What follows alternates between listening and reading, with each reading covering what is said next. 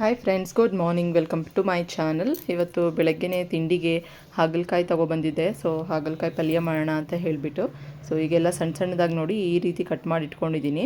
ಅದಕ್ಕೆ ಒಂದೆರಡು ಟೊಮೆಟೊ, ಒಂದು ಈರುಳ್ಳಿ ಮತ್ತು ಕರಿಬೇವಿನ ಸೊಪ್ಪು ಎಲ್ಲ ರೆಡಿ ಮಾಡಿ ಇಟ್ಕೊಂಡಿದ್ದೀನಿ ಒಗ್ಗರಣೆಗೆ.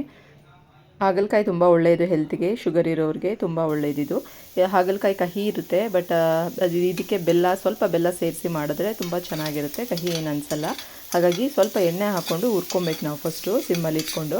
ಸೊ ಹಾಗಾಗಿ ಹುರಿದ್ರೆ ಸ್ವಲ್ಪ ಕಹಿ ಅಂಶ ಎಲ್ಲ ಹೋಗುತ್ತೆ. ಈಗ ನಾನು ಸ್ವಲ್ಪ ಅರ್ಧರ್ಧ ಮನೆ ಹಾಕ್ಕೊಂಡು ಹುರ್ಕೊತಾ ಇದ್ದೀನಿ. ನೀಟಾಗಿ ಹುರಿಬೇಕು ನೋಡಿ, ಈ ರೀತಿ ತೆಳ್ಳಗೆ ಕಟ್ ಮಾಡಿಕೊಂಡು ಸಣ್ಣದಾಗಿ ಎಣ್ಣೆ ಹಾಕ್ಕೊಂಡು ಒಂದು 5 ನಿಮಿಷ ಫ್ರೈ ಮಾಡ್ಕೊಬೇಕು ನೀಟಾಗಿ.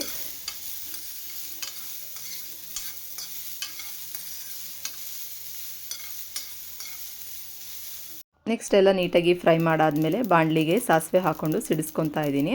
ಆಮೇಲೆ ಸ್ವಲ್ಪ ಎಣ್ಣೆ ಹಾಕ್ಕೊತೀನಿ. ಗೊಜ್ಜಿಗೆ ಎಷ್ಟು ಬೇಕೋ ಅಷ್ಟು ಎಣ್ಣೆ ಹಾಕ್ಕೊಂಡು ನೆಕ್ಸ್ಟು ಕರಿಬೇವಿನ ಸೊಪ್ಪು ಹಾಕ್ಕೊಂಡು ಆಮೇಲೆ ಕಟ್ ಮಾಡಿರುವಂತಹ ಒಂದು ಈರುಳ್ಳಿ ಎಲ್ಲ ಹಾಕ್ಕೊಂಡು ಫ್ರೈ ಮಾಡ್ಕೊತೀನಿ.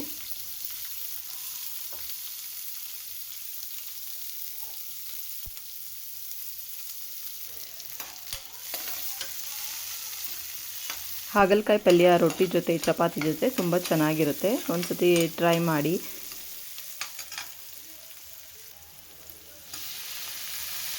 ನೆಕ್ಸ್ಟ್ ಕಟ್ ಮಾಡಿ ಇಟ್ಕೊಂಡಿರೋಂತಹ 2 ಟೊಮೆಟೊನ ಸೇರಿಸ್ಕೊತಾ ಇದ್ದೀನಿ.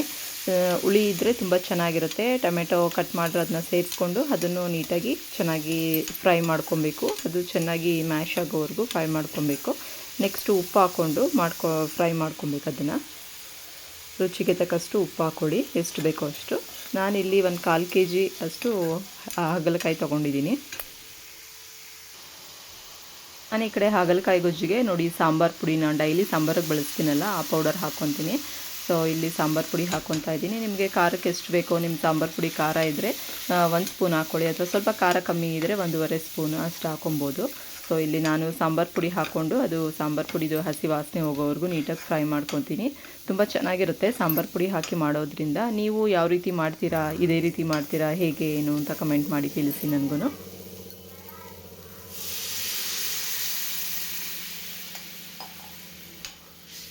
ನೆಕ್ಸ್ಟ್ ಮಸಾಲೆ ಎಲ್ಲ ಕುದಿಬೇಕಲ್ಲ, ಸೊ ಹಾಗಾಗಿ 1 ಗ್ಲಾಸ್ ನೀರು ಹಾಕ್ಕೊಬೇಕು. ಮಸಾಲೆ ಎಲ್ಲ ಚೆನ್ನಾಗಿ ಕುದಿ ಬಂದಮೇಲೆ ನಾವು ಕಟ್ ಮಾಡಿ ಹುರಿದಿಟ್ಕೊಂಡಿರುವಂತಹ ಹಾಗಲಕಾಯಿ ಹಾಕ್ಕೊಳ್ಳೋ ಅಂಥದ್ದು. ಸೊ ಹಾಗಾಗಿ ನಾನು ಈಗ 1 ಗ್ಲಾಸ್ ನೀರು ಹಾಕ್ಕೊಂಡು ಇದು ಚೆನ್ನಾಗಿ ಕುದಿ ಬಂದ ಮೇಲೆ ಆಮೇಲೆ ಹಾಗಲಕಾಯಿ ಸೇರಿಸ್ಕೊತೀನಿ.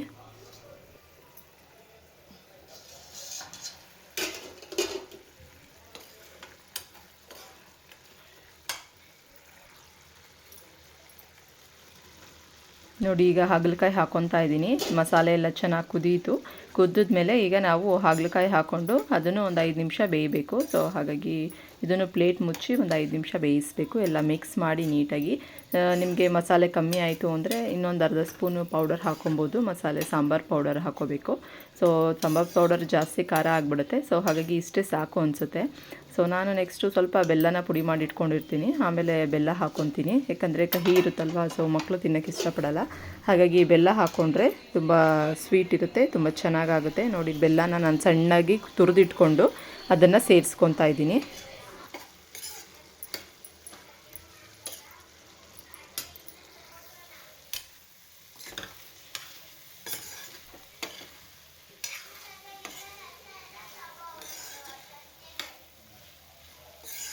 ನೋಡಿ ಮಸಾಲೆ ಎಲ್ಲ ನೀಟಾಗಿ ಬೆಂದು ಎಲ್ಲ ಡ್ರೈ ಥರ ಆಗಿದೆ. ಸೊ ಈಗ ರೆಡಿಯಾಗಿದೆ ಹಾಗಲಕಾಯಿ ಗೊಜ್ಜು. ರೊಟ್ಟಿ ಜೊತೆ ತುಂಬ ಚೆನ್ನಾಗಿರುತ್ತೆ, ಒಳ್ಳೆ ಕಾಂಬಿನೇಷನ್ನು. ಸೊ ನೀವು ಒಂದ್ಸತಿ ಟ್ರೈ ಮಾಡಿ ಹೇಗೆ ಬಂತು ಏನು ಅಂತ ಕಮೆಂಟ್ ಮಾಡಿ ತಿಳಿಸಿ. ಹಾಗಲಕಾಯಿ ಪಲ್ಯ ರೆಡಿಯಾಗಿದೆ. ಲಾಸ್ಟಲ್ಲಿ ನಾನು ಕೊತ್ತಂಬರಿ ಸೊಪ್ಪನ್ನ ಕಟ್ ಮಾಡಿ ಉದುರಿಸ್ಕೊತಾ ಇದ್ದೀನಿ. ಸೊ ರೆಡಿ ಇದೆ. ಈಗ ರೊಟ್ಟಿ ಮಾಡ್ಕೊಳ್ಳೋಣ ಈ ಕಡೆ. ಸೊ ಅಕ್ಕಿ ರೊಟ್ಟಿ ರೆಡಿಯಾಗಿದೆ. ಸೊ ಅಕ್ಕಿ ರೊಟ್ಟಿ ಮತ್ತು ಹಾಗಲಕಾಯಿ ಪಲ್ಯ ಒಳ್ಳೆ ಕಾಂಬಿನೇಷನ್ನು. ಸೊ ನೀವು ಒಂದ್ಸತಿ ಟ್ರೈ ಮಾಡಿ, ಎರಡೂ ಹೇಗೆ ಬಂತು ಅಂತ ಹೇಳಿ. ಇದು next day morning blog continue ಮಾಡ್ತಾ ಇದ್ದೀನಿ. ಈಗ ದೇವಸ್ಥಾನಕ್ಕೆ ಹೋಗ್ತಾ ಇದ್ದೀವಿ ನಾವು. ಬಂಡಿ ಕಾಳಮ್ಮನ ದೇವಸ್ಥಾನಕ್ಕೆ ಹೋಗಿ ಬರೋಣ ಅಂತ ಹೇಳಿ. ಇಷ್ಟು ದೊಡ್ಡ ಬಟ್ಟೆ ಇಟ್ಕೊಂಡಿದ್ದೀನಿ ಅಂದ್ಕೊಂಡಿದ್ದೀರಾ. ಇವತ್ತು ದೇವಸ್ಥಾನಕ್ಕೆ ಹೋಗಿದ್ವಿ. ಸೊ ಚಾಮರಾಜಪೇಟೆಯಲ್ಲಿರುವಂತಹ ಬಂಡಿ ಕಾಳಮ್ಮನ ದೇವಸ್ಥಾನಕ್ಕೆ ಹೋಗಿದ್ವಿ. ಕೇಳಿರ್ಬೋದು ಅನಿಸುತ್ತೆ ನೀವು ಎಲ್ಲರೂ. ತುಂಬ ಪ್ರಸಿದ್ಧವಾದ ದೇವಸ್ಥಾನ ಅದು. ಫಿಲಮ್ಸ್ ಎಲ್ಲ, ಶೂಟಿಂಗ್ಸ್ ಎಲ್ಲ ಅಲ್ಲಿ ತೆಗಿತಾರೆ. ಮತ್ತು ತುಂಬ ಜನ ಫಿಲಮ್ ಆ್ಯಕ್ಟರ್ಸು ದೇವಸ್ಥಾನಕ್ಕೆ ಹೋಗಿ ದೇವರ ದರ್ಶನ ಪಡೆದು ಅಲ್ಲಿಂದ ಫಿಲಮ್ ಎಲ್ಲ ಸ್ಟಾರ್ಟ್ ಮಾಡೋವಂಥದ್ದು. ತುಂಬ ಒಳ್ಳೆಯದಾಗುತ್ತೆ ಆ ದೇವಸ್ಥಾನಕ್ಕೆ ಹೋದರೆ. ಸೊ ಹಾಗಾಗಿ ಈ ಥರ ಏನಾದರೂ ದೃಷ್ಟಿ ದೋಷ ಆ ಥರದ್ದು ಏನಾದರೂ ಆಗಿದ್ದರೆ ಅಲ್ಲೆಲ್ಲ ತಡೆ ಹೊಡಿಯೋದು ಆ ಥರದ್ದೆಲ್ಲ ಮಾಡ್ತಾರೆ. ತುಂಬ ಫೇಮಸ್ ಅದಕ್ಕೇ ಅಲ್ಲಿ ದೇವಸ್ಥಾನದಲ್ಲಿ. ಸೊ ಹಾಗಾಗಿ ಅಲ್ಲಿ ದೇವರು ಬಂಡೆಯಲ್ಲೇ ಬಂದಿರೋ ಅಂಥದ್ದು, ಉದ್ಭವ ಆಗಿರೋ ಅಂಥದ್ದು. ಅದು ಕೆಂಪಂಬುದಿ ಕೆರೆ ಏರಿ ಮೇಲಿರುವಂಥದ್ದು. ಕೆರೆನೂ ಆ ಕಡೆ ಇದೆ. ಈಗ ನಾವು ಹೋಗಿದ್ವಲ್ಲ ಮೊನ್ನೆ ಎಲ್ಲ ಮಳೆ ಬಂದಿದ್ದಕ್ಕೆ ಸೊ ತುಂಬ ಅಲ್ಲೆಲ್ಲ ನೀರೆಲ್ಲ ತುಂಬಿಕೊಂಡಿತ್ತು. ತುಂಬ ಚೆನ್ನಾಗಿತ್ತು. ದರ್ಶನನೂ ತುಂಬ ಚೆನ್ನಾಗಾಯಿತು. ತುಂಬ ಜನ ಇದ್ದರು. ಇವತ್ತು ಶುಕ್ರವಾರ, ಮಂಗಳವಾರ ಮತ್ತು ಶನಿವಾರ, ಭಾನುವಾರ ಎಲ್ಲ ದೇವ್ರದ್ದು ಅಭಿಷೇಕದ್ದು ನೀರು ಹಾಕ್ತಾರೆ ಮೇಲೆ. ಸೊ ಹಾಗಾಗಿ ಅದು ತುಂಬ ಒಳ್ಳೆಯದಾಗುತ್ತೆ ಅಂತ ಹೇಳಿ ತುಂಬ ಜನ ಬರ್ತಾರಲ್ಲಿ. ಅಂದರೆ ಎಷ್ಟು ಜನ ಅಂದರೆ ಬೇರೆ ದಿವಸದಲ್ಲಿ ಅಷ್ಟು ಜನ ಇರೋದಿಲ್ಲ. ಶುಕ್ರವಾರ, ಮಂಗಳವಾರ ಮತ್ತು ಶನಿವಾರ, ಭಾನುವಾರ, ಅಮಾವಾಸ್ಯೆ, ಹುಣ್ಣಿಮೆಯಲ್ಲಿ ಅಲ್ಲಿ ದೇವ್ರದ್ದು ಅಭಿಷೇಕದಂತೆ ಅಂತ ಅನ್ನೋ ಒಂದು ನಂಬಿಕೆ. ಸೊ ಅಮಾವಾಸ್ಯೆ ಹುಣ್ಣಿಮೆಲಂತೂ ಸಿಕ್ಕಾಪಟ್ಟೆ ಜನ ಇರ್ತಾರೆ. ಒಳಗಡೆ ಹೋಗೋಕ್ಕೆ ಜಾಗ ಇರಲ್ಲ, ಅಷ್ಟು ಜನ ಇರ್ತಾರೆ. ಸೊ ನಾವು ಆ ದಿನಗಳಲ್ಲಿ ಹೋಗೋದು ತುಂಬ ಕಷ್ಟ. ಹಾಗಾಗಿ ಇವಾಗ ಮಂಗಳವಾರ, ಶುಕ್ರವಾರ ಹೋಗಿ ದೇವ್ರ ಮೇಲಿಂದ ಅಭಿಷೇಕದ ನೀರು ಹಾಕ್ಸ್ಕೊಂಬರ್ತೀವಿ. ಸೊ ನಾವು ಇವತ್ತು ದೇವಸ್ಥಾನಕ್ಕೆ ಹೋಗಿ ನಾವು ಬೇಗನೆ ಹೋಗಿದ್ವಿ. ಸೊ ಹೋಗಿ ಬರೋ ಅಷ್ಟರಲ್ಲಿ ತುಂಬ ಜನ ಇದ್ರು. ಇವತ್ತು ಅಲ್ಲಿ ಟಿಕೆಟ್ ತೊಗೊಬೇಕು. 100 ರೂಪೀಸ್, 200 ರೂಪೀಸ್ ಟಿಕೆಟ್ ಇರುತ್ತೆ. ಸೊ ತೊಗೊಂಡು ಕ್ಯೂನಲ್ಲಿ ನಿಂತ್ಕೊಂಡ್ರೆ ಒಂದು ಹಾಫ್ ಆನ್ ಅವರಲ್ಲಿ ಆಗುತ್ತೆ ದರ್ಶನ. ಸೊ ಫ್ರೀ ದರ್ಶನವೂ ಇರುತ್ತೆ. ಮತ್ತು ಅಲ್ಲಿ ತಡೆ ಹೊಡಿಯೋರಿಗೆ ಅಂತಲೇ ಸಪ್ರೇಟ್ ಲೈನ್ ಇರುತ್ತೆ. ಅವರು ಆ ತಡೆ ಹೊಡಿಯೋ ಸಾಮಾನು ಅದು ಎಲ್ಲ ತೊಗೊಂಡು ಸಪ್ರೇಟ್ ಲೈನಲ್ಲಿ ಹೋಗ್ತಾರೆ. ಫ್ರೀ ದರ್ಶನದ್ದು ಸಪ್ರೇಟ್ ಲೈನ್ ಇರುತ್ತೆ. 100 ರೂಪೀಸ್, 200 ರೂಪೀಸ್ ಎಲ್ಲ ಸಪ್ರೇಟ್ ಲೈನ್ ಇರುತ್ತೆ. ಸೊ ತುಂಬ ನಂಬಿಕೆಯಿಂದ ಎಲ್ಲರೂ ಹೋಗ್ತಾರೆ. ಸೊ ಒಳ್ಳೆಯದಾಗುತ್ತೆ ಅಲ್ಲಿ ಹೋಗಿ. ಮತ್ತು ದೀಪನೂ ಹಚ್ತಾರೆ. ನಿಂಬೆಹಣ್ಣು ದೀಪ, ಬೂದುಗುಂಬಳಕಾಯಿ ದೀಪ, ಇವತ್ತೆಲ್ಲ ಬೆಲ್ಲದ್ದು ಹಚ್ತಾಯಿದ್ರು ನೋಡಿದೆ. ಸೊ ನಾವೇನಾದರೂ ಅಂದ್ಕೊಂಡು ಅದಾಗುತ್ತೆ ಆದಮೇಲೆ ಹೋಗಿ ದೇವ್ರಿಗೆ ಮಡ್ಲಕ್ಕಿ ಕೊಟ್ಟು ಬರೋ ಅಂಥದ್ದು ಅಲ್ಲಿ ಪದ್ಧತಿ ಇದೆ. ಸೊ ಹಾಗಾಗಿ ನಾವು ತುಂಬ ಸಲ ಹೋಗಿದ್ದೀವಿ. ಎಲ್ಲರಿಗೂ ಕಪ್ ಹಚ್ತಾರೆ ಓದೋರಿಗೆಲ್ಲನೂ. ಸೊ ಇವತ್ತು ದೇವಸ್ಥಾನಕ್ಕೆ ಹೋಗಿ ದೇವ್ರದ್ದು ನೀರೆಲ್ಲ ಹಾಕ್ಸ್ಕೊಂಡು ಬಂದ್ವಿ. ಸೊ ಹಾಗಾಗಿ ಇವಾಗ ಬಂದ್ವಿ. ಸಂಜೆ ಆಗಿದೆ ಆಲ್ರೆಡಿ. ಈಗ 5 ಗಂಟೆ ಆಯಿತು. ಸೊ ಈಗ ಬಂದು ಊಟ ಮಾಡಿದ್ವಿ. ನನ್ನ ಮಗಳು ಈಗ ಆಲ್ರೆಡಿ ಗೊಂಬೆ ತೊಗೊಂಡು ಬಂದಿದ್ದಾಳೆ. ಫ್ರೆಂಡ್ ಮನೇಲಿ ಇಟ್ಟಿದ್ಲಂತೆ. ಅವರೆಲ್ಲ ಏನೋ ಕಿತ್ತಾಕ್ಬಿಟ್ಟು ರಿಪೇರಿ ಮಾಡಿಬಿಟ್ಟಿದ್ದಾರೆ ಗೊಂಬೆನ ಅಂತೇಳಿ. ಸೊ ಹೋಗಿ ನೋಡಿ ಈ ದೇವಸ್ಥಾನಕ್ಕೆ ಹೋಗಿದ್ದು, ದರ್ಶನದ್ದು ಎಷ್ಟು ಜನ ಇದ್ದರು ಅಂತೆಲ್ಲ ಅದನ್ನೆಲ್ಲ ಸ್ವಲ್ಪ ವಿಡಿಯೋ ಕ್ಯಾಪ್ಚರ್ ಮಾಡಿದ್ದೀನಿ. ಸೊ ನೋಡ್ಕೊಂಡು ಬನ್ನಿ. ಇವತ್ತು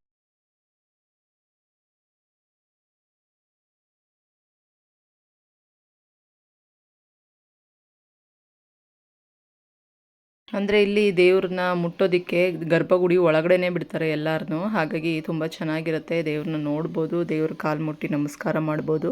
ಸೊ ನಾವು ಮಡ್ಲಕ್ಕಿ ಕೊಡಬೇಕು ಅಂತಂದರೆ ಪಕ್ಕದಲ್ಲಿ ನಿಲ್ಲಿಸ್ಕೊಂಡು ಎಷ್ಟು ಚೆನ್ನಾಗಿ ಮಡ್ಲಕ್ಕಿ ಎಲ್ಲ ತಗೊಂಡು ಸೊ ನೀಟಾಗಿ ಎಲ್ಲ ದರ್ಶನ ಮಾಡ್ಕೊಂಡು ಬರ್ಬೋದು. ಸೊ ದೇವ್ರ ದರ್ಶನ ಈ ದಿನಗಳಲ್ಲಿ ಅಂದರೆ ಶುಕ್ರವಾರ, ಮಂಗಳವಾರ ಹೋದರೆ ತುಂಬ ರಶ್ ಇರುತ್ತೆ. ಸೊ ಹಾಗಾಗಿ ಸ್ವಲ್ಪ ಬೇಗ ಕಳಿಸ್ತಾ ಇರ್ತಾರೆ. ಬೇರೆ ದಿನದಲ್ಲಿ ಹೋದರೆ ತುಂಬ ಖಾಲಿ ಇರುತ್ತೆ. ಆಗ ನಾವು ಮಡ್ಲಕ್ಕಿ ಕೊಡೋಕ್ಕೆ ಹೋದಾಗಲೂ ಅಷ್ಟೇ ಒಳಗೆ ಕರೆದು ನೀಟಾಗೆಲ್ಲ ನಿಧಾನಕ್ಕೆ ದೇವ್ರದ್ದು ಮಡ್ಲಕ್ಕಿ ಎಲ್ಲ ಇಸ್ಕೊಂಡು ನಮಗೆ ಪೂಜೆ ಎಲ್ಲ ಎಷ್ಟು ಚೆನ್ನಾಗಿ ಮಾಡಿಕೊಡ್ತಾರೆ.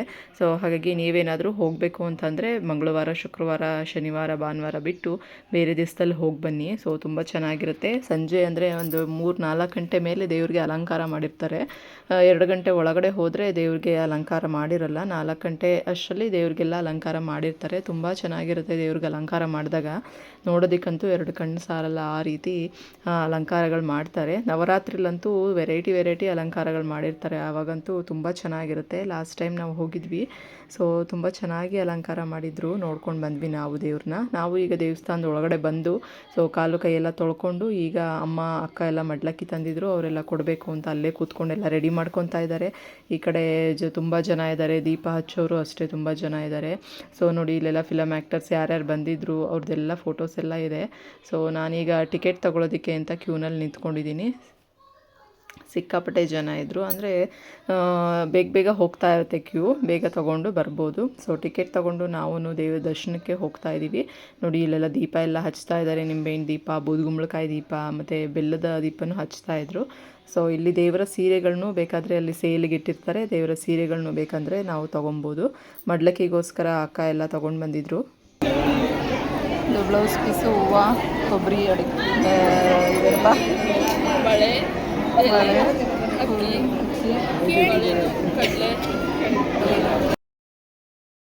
ಸಿಕ್ಕಾಪಟ್ಟೆ ಜನ ಇದ್ದರು. ಹಾಗಾಗಿ ಅಂದರೆ ನಾವು ಟಿಕೆಟ್ ತೊಗೊಂಬಂದ್ವಲ್ಲ, ಬೇಗ ಒಳಗಡೆ ಬಂದ್ವಿ. ಟಿಕೆಟ್ ತೊಗೊಂಡವ್ರಿಗೆ ಬೇಗ ಬಿಡ್ತಾರೆ. ಹಾಗೆ ಫ್ರೀ ದರ್ಶನ ಅಥವಾ ಬೇರೆ ದರ್ಶನಕ್ಕೆಲ್ಲನೂ ತುಂಬ ಲೇಟ್ ಆಗುತ್ತೆ.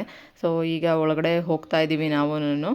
ಸೊ ಇವಾಗ ಮಡ್ಲಕ್ಕಿ ಕೊಡೋದಕ್ಕೆ ಅಂತ ಹೇಳಿಬಿಟ್ಟು ನೋಡಿ ಇಲ್ಲಿ ಸಾಯಿಬಾಬಂದು ವಿಗ್ರಹನೂ ಇದೆ. ಅದಕ್ಕೂ ಎಷ್ಟು ಚೆನ್ನಾಗಿ ಪೂಜೆ ಮಾಡಿದ್ದಾರೆ. ಸೊ ಸಾಯಿಬಾಬನ ವಿಗ್ರಹ ಇದೆ. ಮತ್ತು ಆ ದೇವ್ರದ್ದು ಬಂಡಿ ಕಾಳಮ್ಮನ ಮೆರವಣಿಗೆ ದೇವರು ಇದೆ. ಸೊ ಅದನ್ನು ಎಲ್ಲ ಇಲ್ಲೇ ಇಟ್ಟಿದ್ರು. ಸೊ ಮಳೆ ಬರ್ತಾ ಇದೆ ಈಗ. ಶೀಟ್ ಇರೋದಕ್ಕೆ ಸರಿ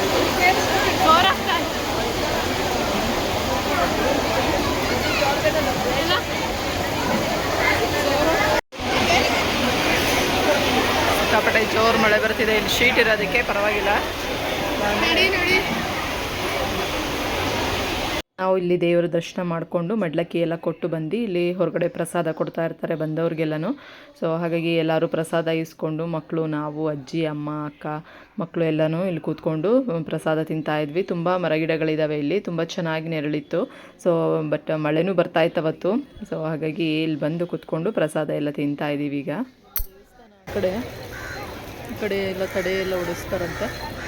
ಈ ಕಡೆ ಪಾರ್ಕ್ ಥರ ಇದೆ, ಎಲ್ಲ ಕೂತಿದ್ದಾರಲ್ಲಿ. ಈಗ ಪ್ರಸಾದ ಇಸ್ಕೊಂಡು ಈಗ ನಾನು ನೆನೆ ಪ್ರಸಾದ ಕ್ಯೂ.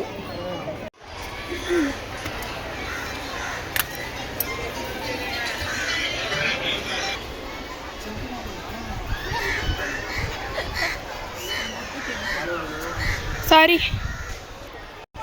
ನೋಡಿ, ಇಲ್ಲೊಂದು ಮಂಟಪ ಥರ ಇದೆ, ಏನೂ ಇಲ್ಲ, ಸುಮ್ಮನೆ ಕೂತ್ಕೊಂಡು ಬರ್ಬೋದು. ಚೆನ್ನಾಯ್ತು.